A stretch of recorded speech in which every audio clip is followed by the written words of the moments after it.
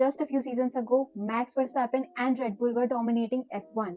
They were winning almost every race, sometimes even just by 20 seconds. But something changed in 2026. Max complained about the car being undrivable and Red Bull is losing race. I don't know why, what happened.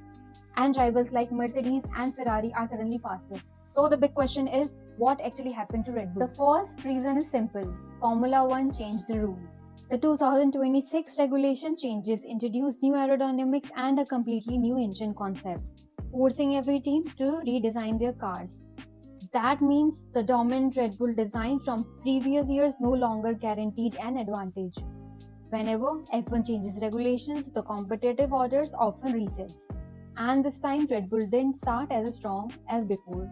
For years, Red Bull used Honda power unit, but this year the new car RB22 they are using Red Bull Ford power unit, making a major changes for the team. Building your own engine is incredibly difficult. Even Red Bull admitted it was unlikely they would immediately have the fastest power unit. Meanwhile, teams like Mercedes already have a huge experience building engines. That difference may explain why Red Bull suddenly looks weaker on a long straight and energy deployment. Another big reason is team changes which has occurred behind the scene. Red Bull's success was built by the legendary engineers and the designers.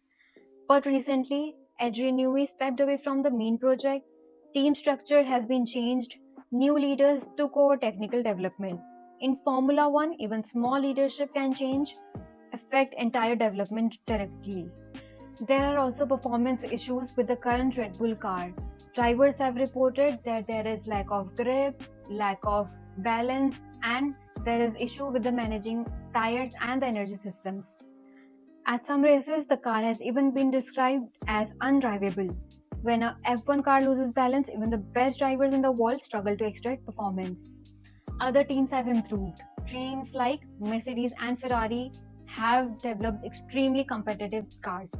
For example, some rival cars are now known for their strong downforce, efficiency, and better time management compared with the Red Bull's current package.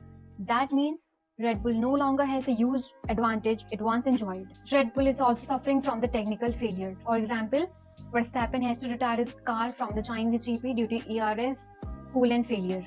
Mechanical issues like this cost valuable points and momentum during a championship fight.